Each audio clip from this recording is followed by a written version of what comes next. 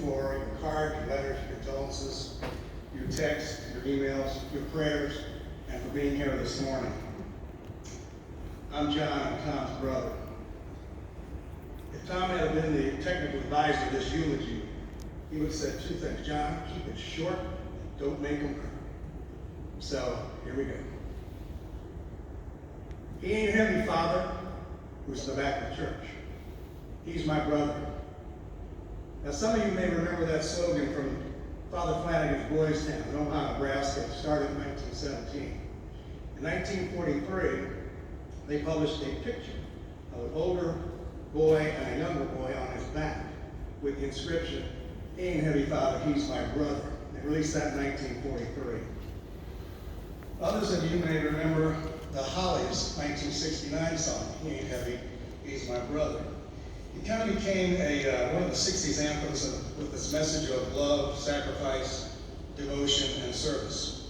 And for the rest of you who don't have a clue what I'm talking about, stay tuned.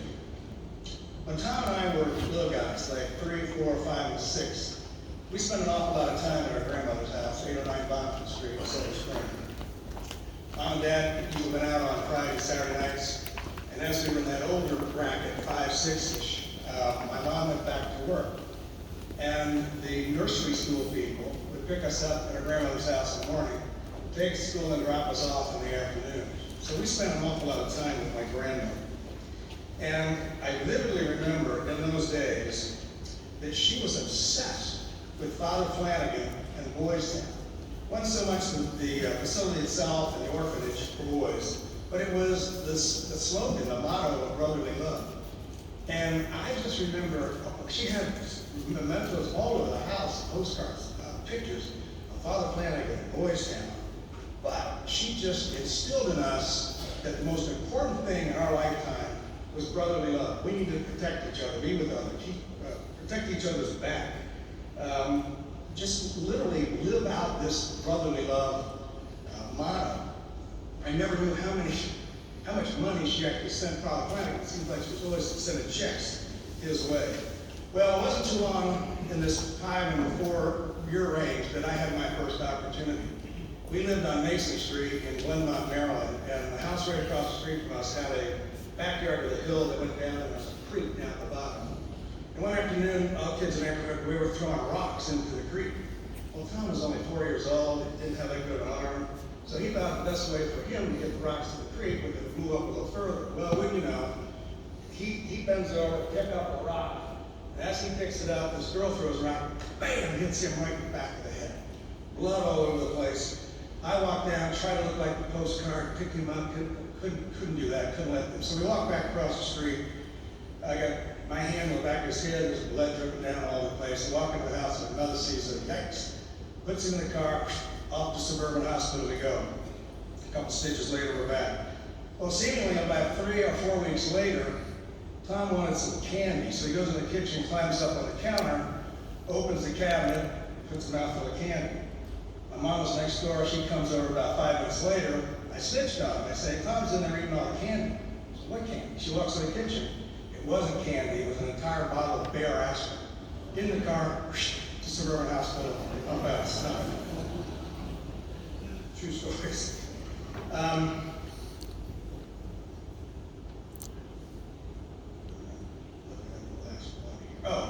then the most important time, now, we 1953, we moved to 3312 Harold Street, just in front of Wheaton High School. And now Tom and I are sharing a bedroom. We got twin beds in the bedroom. It just seemed to me, looking back, like 2 or 3 weeks in a row, I would wake up and Tom would be in bed moaning, not crying, but just moaning. And for some reason, it took our mom and dad weeks to find a doctor who found out what was wrong with Tom. He had early childhood bone cancer in his femur, his left leg. So it wasn't in and out of Suburban Hospital this time. It was to the hospital, and he was in it for quite a while. I knew it was serious because my mom was pretty bummed out about this. And my role in this was just to be picked up after school. My mom would take me to Suburban Hospital. And again, he was probably in there 2 or 3 weeks. It was a long time. In those days, kids weren't allowed in the room. So I would have to figure out stuff to do in the waiting room. And there was this one guy, never met him, never knew who he was, but he would check in on me, particularly the last week that Tom was there, just to see how I was doing. And I remember one time, he turned around and he walked out and he said, "It must be tough being an older brother." And I said instinctively, "No, he's not heavy, he's my brother." Well, my brother gets into the act when I'm a sophomore in college. I played football, I was a starting running back, and we were playing Evansville this particular weekend, and the night before, I got really sick. I was running evidently a pretty high temperature, I had chills, wasn't delusional, but I had a headache. My roommate called the doctor in, the doctor gave me some pills. The next morning, Saturday, I missed the team breakfast, missed the team meeting, but for some reason, they started me, and I played the entire game. But after the game, I was so weak, I could barely walk. As I'm walking off the field, I feel somebody tugging on the back of my jersey, and I hear this voice, "Hey, number 20, good game." And I turned around, and it was Tom and my dad. They had driven all night to get from DC to Evansville to watch the game. But unfortunately, I had to get back on the bus, we had to get back to school, and I only had maybe 5 or 10 minutes to spend with it, but there was something wrong. I was pretty sick. So as I'm walking back to the bus, I can't get up the hill. Tom starts helping me up the hill. We get to the bus, he helps me get my gear off, and as I'm trying to step onto the bus, I slip and fall on the ground. He picks me up, lifts me, carries me up the 3 steps of the bus, lays me down in the first seat in the bus, finds a tarp or something, puts it over me, and he says, "Take care of yourself." And as they were walking away, I thought I heard him turn to my dad and said, "No, Dad, he wasn't heavy, he's my brother." And then later on in this wonderful football career, 1969, came back here for Christmas. I was in the hospital having knee surgery. And in those days, it wasn't in and out, it was about a week, and it was pretty painful. Kevin Foster and Tom would come visit me every day and brought this little sailing game to learn how to play. But I was in a ton of pain, and Tom was my advocate. Every time that nurse would come in and I would complain about pain, he would get in, that short fuse would kick in, and he'd get in front of that nurse. "What's wrong? Give him a pill, give him something, do something, help him, he's in a lot of pain." And I remember one afternoon he walks out the door with Kevin, and he says, "No, Kevin, he wasn't heavy, he's my brother. He isn't heavy, he's my brother." Now, a funny thing happened after Tom and I got out of college. We grew up. We both married women from Illinois. Tom was the best man at my wedding, I was best man at Tom's wedding. We both had 4 kids. And there was a time where, 2, 3, 4 years back, we lived literally 2 blocks from one another in Garmstown. And once the kids got involved and into the family, things started to change big time. We did literally everything as a family. Friday night pizzas, birthday parties, holidays, St. Patrick's Day parades, 4th of July celebrations on the mall with the Beach Boys, seafood extravaganza, and probably countless other events throughout the year. But the one thing that Tom and I really took pride in and vast joy was watching our children. They weren't cousins, they were turning into brothers and sisters. They were thicker than thieves. Carrie was in my son Ryan's wedding. She was the best man. Together, they designed and developed a tattoo, a family crest that turned into a tattoo, something you saw last night. I can't describe it here right now. If I did, I would be struck by lightning. But I suggest, after this is over, ask one of them, Justin, Tommy, or Carrie, to see the family tattoo.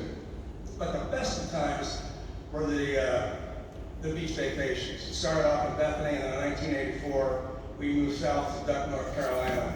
And this past July, we just celebrated our 35th consecutive year having a family vacation at Duck.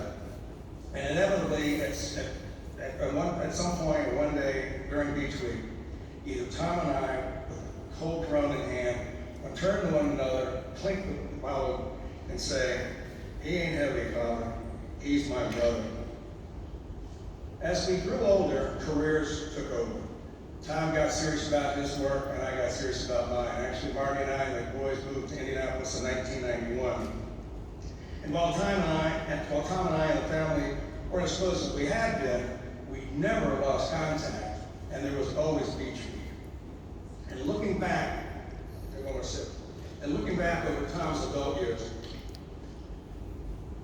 it became very clear to me that my brother evolved into an amazing human being. He was a good husband. He was a fabulous father. He was a devoted papa. He excelled in his business, and he cultivated his high school, college, and business friends all along the way. So much so, here's what some of you had to say about my brother. A wonderful man, dependable, supported his friends and always did the right thing. One of the most competitive guys I've known, a fighter, kind, genuinely interested in you, a quality man, tough, stubborn, the professor.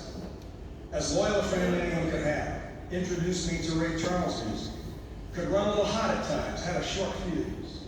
There was seemingly a magnet in his heart that attracted friends. His magnet was unselfish. He always thought of others first. Riding together to St. John's, listening to Beatles music and looking for Eric the Viking on his motorbike. A great guy, very well thought of in the real estate business, and after 57 years, we never had an argument that lasted more than 4 or 5 minutes. And all the while, Father, he didn't get heavy, and he was still my brother. Now, on Monday morning, September 9th, 18 days ago, I was visiting Tom and Pat. I'd been there the entire weekend.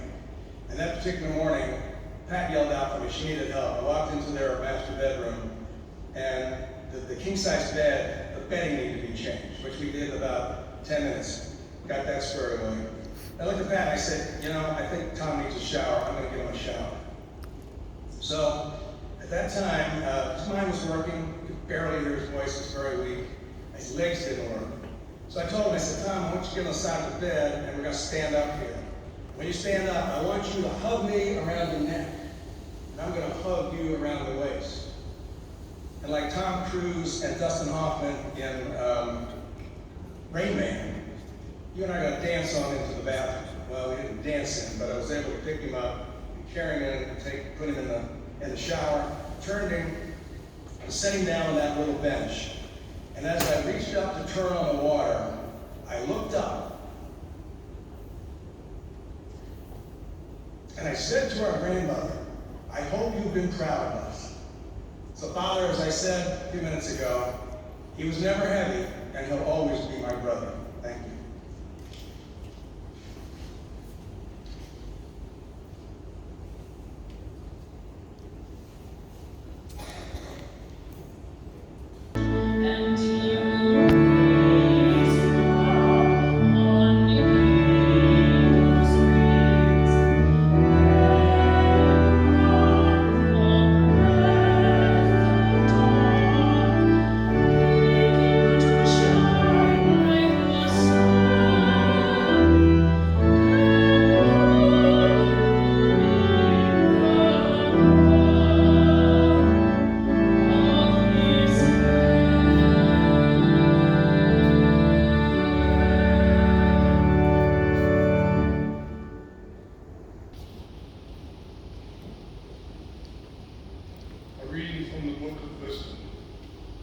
Just man, though he dies early, shall be at rest.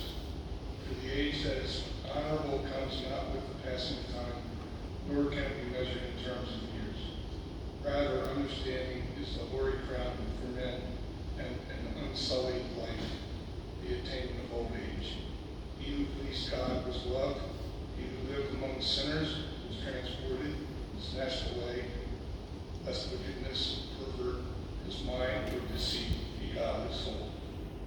For the witchery of paltry things obscures what is right, and the world of desire transforms the innocent mind. Having become perfect for a short while, he reached the fullness of a long career, for his soul was pleasing to the Lord. Therefore he sped him out of the midst of wickedness. But the people saw and did not understand, nor did they take this into account. The word of the Lord.